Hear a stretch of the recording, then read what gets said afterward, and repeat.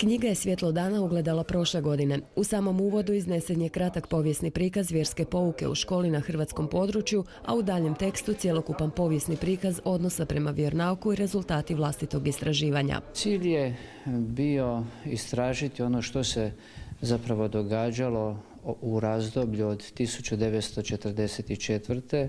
naposlije 1945. godine do 1960. godine sa vjeronaukom.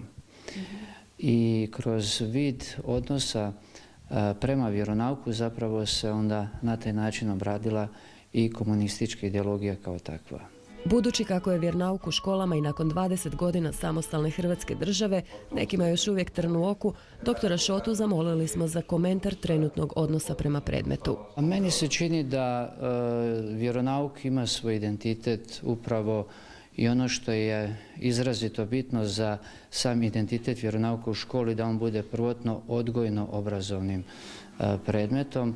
Onda u tom smislu svakako da je dobro došla svaka alternativa. No ono što je znakovit je pristup, znakovite su, rekao bih, rečenice koje se daju iščitati i koje su vrlo slične onim vremenima u kojima sam ja pisao. Usudio bi se reći čak i rječnik.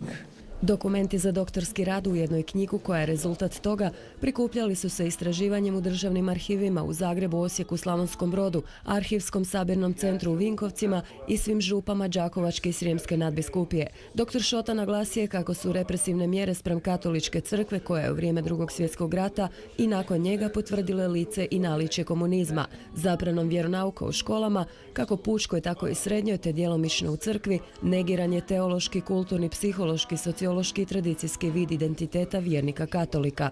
To je nešto što se, poručuje autor, više nikada ne smije dozvoliti.